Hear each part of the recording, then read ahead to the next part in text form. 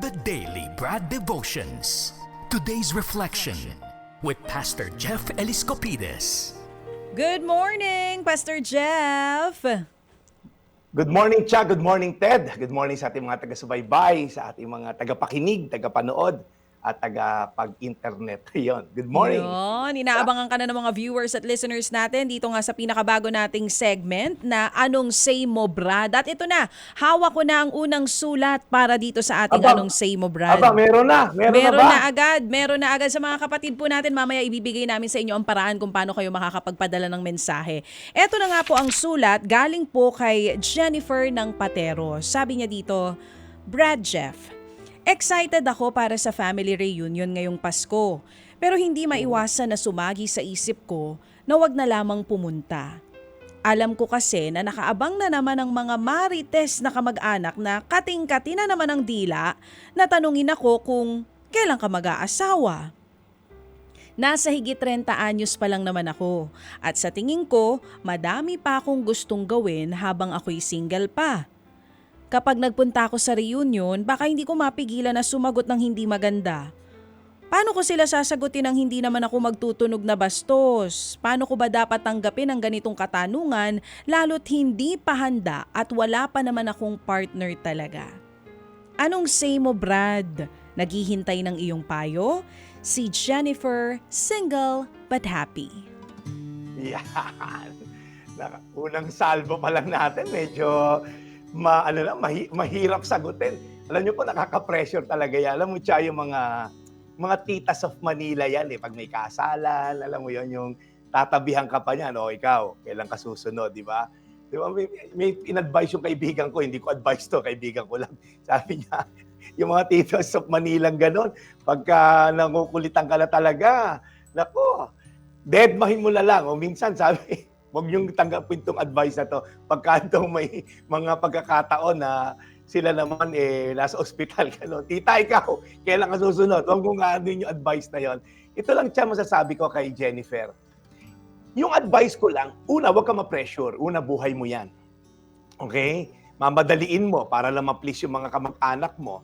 Tapos paano pagka mamadali mo, sablay, hindi naman sila makikisama kundi ikaw, di ba? Pangalawa, tama naman yung iniisip mo na sagutin mo pero hindi pa balang. Ako, Cha, boto ko sa sinabi niya na yon, na gusto niyang sagutin pero paano bang makontrol na hindi pa balang? Mamaya sagutin natin yung pagiging single mo. Pero ito muna yung advice ko sa pagsagot ng tama and then advice ko sa iyo mamaya bilang single. Sabi sa Colossus 4:6, kung nakikipag-usap kayo sa kanila, gumamit kayo ng mga kawili-wiling salita para makinig sila sa inyo. At dapat alam nyo kung paano sumagot sa tanong ng bawat isa. Sabi dito, kung sasagutin daw natin yung mga nakakatanda, dapat yung kawili-wili. Actually, hindi lang to sa nakakatanda, sa lahat naman po applicable to, no? Pagka daw po kasi pleasant, pagka hindi ka offensive, hindi ka defensive, makikinig daw sila sa inyo. Para daw ikaw din, alam mo kung paano sagutin. Merong verse din siya that says, speak the truth in a loving way. Minsan kasi truth na masasabihin mo, sobrang kargado naman ng emosyon, wala sa hulog. Pag offensive ka, defensive yung kausap mo. Pag defensive ka naman, kasi offensive sila. So, pag tinanong natin yung tamang katanungan, ng tamang pagsagot, malumanay, pero totoo, malamang hindi sila magagalit. Okay? Ito sabihin mo, hindi ka naman kamo nagmamadali. May iba ka pa kamo mga goals sa buhay na maaaring madiskaril pag yung inuna mo yung love life. Makakatulong din siguro, Jennifer, i-update mo sila sa mga ganap sa buhay mo bilang single. Ikwento mo na, ito po yung mga na-accomplish ko sa career ko, mga natutulungan kong ibang tao, natutulungan ko yung magulang ko. So, di ba, pag may reunion, di ba, unahan mo na agad yung mga tita mo. Tita, alam mo, matutuwa ka. Dahil marami kong time, marami kong pagkakataon tumulong sa kapwa, nag-volunteer ako sa Red Cross, may mga nasalanta ng bagyo, nandun ako, na hindi ko magagawa kung ako'y may asawa. So, kumbaga, ina-update mo sila na ang pagiging single is not a wasted time.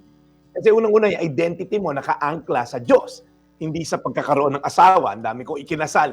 Yung iba, naghiwalay din dahil akala nila asawa ang solusyon, pero hindi pala. So, maging truthful ka lang sa pagkukwento sa mga titas o tito mo na, tita, ako po ay kontento, ako'y masaya, ayoko magmadali, ang dami kong gusto ma-accomplish sa buhay, yung pamangkin mo, tita, busy pa ngayon, kaya ako bahala sa'yo. Pagka ako kinasal, kukunin kitang ninang. So Jennifer, hopefully nakatulong to. Huwag ka magmadali, kasi alam mo na yung identity mo hindi nakaangkla sa pagkakaroon ng partner.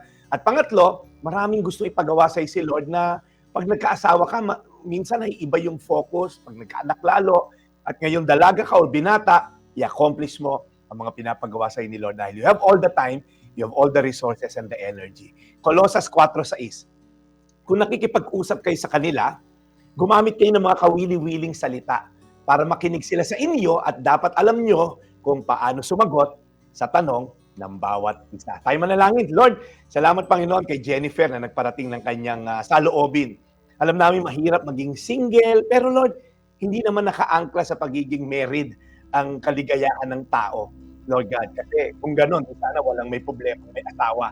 So Lord, nakaangkla ang aming kaligayahan, ang aming contentment by having a relationship with you. So tulungan mo si Jennifer to explain, to share in the truth in love. At alam ko, magkakaroon siya ng magandang kinapagatan pagdating sa tamang panahon. Sa pangalan ni Jesus, Amen. Amen. And Lord, we pray once again na niyo pong lagi aalagaan si Brad Jeff sa kanyang pagmimisyon. Lord, salamat po muli sa aming mga tagapakinig na ito pong laging inaabangan araw-araw. Lord, alagaan niyo po silang lahat. In Jesus' name we pray. Amen. Amen. Amen. Salamat Brad sa paalaala din sa mga tulad ko na guilty din dyan. Kasi minsan kapag may mga pagtitipon din kayo, yun at yun din sinasabi mo doon sa mga kamag-anak mo, pamangkin mo. O ikaw kailan ka mag-aasawa, hinihintay na ng mami mo tsaka daddy mo ang apo. O, Apo. diba? Kaya tuloy yung bata na para may pressure, di ba? Na ito na naman. Ba't mo ba? Ayoko mag-asawa eh. Di ba? Alam Lalo niyo ngayon yun, ang mga bagets. So yung iba dinidibdib. Pero may mga Yes. iba namang mga bata na, ito na naman si Tito. Ayan na naman ang tatanong sa akin, kailan ka Oo. mag-aasawa? Diba? So, yung iba napipikon na. Oo. Yung Kasi iba, taon-taon yun ang tanong. yung iba naman kasi ang sagot, ba't ikaw, kailan ka? Ay, naku, wag nga daw Diba? yung advice na yan. Ikaw, Tito, parang tanong mo sa akin, di man nagtatanong sa'yo kung... Kakasabi lang ni Oo, Pastor eh. tama. Oo. So, siguro po, pinakamaganda sa ating mga tito, yun nga. So, next time, hindi ko natatanungin kung kailan ka mag-aasawa. Ang tanong ko na lang may boyfriend ka na ba? Yan. Parang ganun din no ha? Ganun din yun. Oo. Parang ganun din yun eh. Oo. Kung taon-taon yan ang tanong, naku, mabibingi yung pamangkin mo. Oo. Ibang tanong naman daw. Oo. Ha? Pwede daw ba tanong magkano ng sinusweldo mo? Ay, bawal din pala yung tanongin. Bawal. Meron ka ba dyan? Sige. Yan. Okay, Brad. Anong paraan para makapagpahatid ng sulat sa inyo at humingi po ng gabay kay Brad Jeff sa Anong Say Mo, Brad? Pastor? Lagi naman nandyan yung Facebook natin. Yan. Okay? Yan. Yung pastorjeff.ph po na Facebook natin, open po lagi yan. Tinatanggap niya lahat ng message kahit hindi tayo friend or friend tayo. pastorjeff.ph po. Ngayon po, meron din naman ako email sa mga gusto mag-email. pastorjeff.ph@gmail.com. May Viber tayo sa studio. Yes, Tama? meron. Pwede rin po kayo magpadala ng inyong mga sulat sa 0921-822-2290. Sa Facebook page po ng True FM po pwede rin. At pwede rin po kayong snail mail magpadala dito po sa address namin sa TV5 Media Center, Reliance, Mandaluyong. Ilagay nyo lang po doon, Anong Say Mo, Brad? Okay, sige. So, Brad, bukas ay Miyerkules na and tomorrow po, it's a regular thing para po sa ating pong The Daily Brad. But again, Thursday po yung ating pong segment na bahagi po ng The Daily Brad na ngayon po ang ating tawag ay Anong Say Mo, Brad? Yun! Okay, Brad, we'll see you tomorrow. Brad Ted, yes, happy 38th birthday muna. Jonah May Cordoza ng Cebu. Nakikinig daw lagi sa atin. 38th birthday. At si Ate Jackie ng Jade Garden. Nag-lunch kami sa Glorieta last Sunday. Lagi rin naka-tune in sa'yo si Ate Jackie. Thank you so much. Thank you. Salamat. Okay, Brad. Ito po yung Daily Brad, your daily dose of inspiration. God bless, Ted Jack. And God bless you more serving the people, Brad Jeff Eliscopides.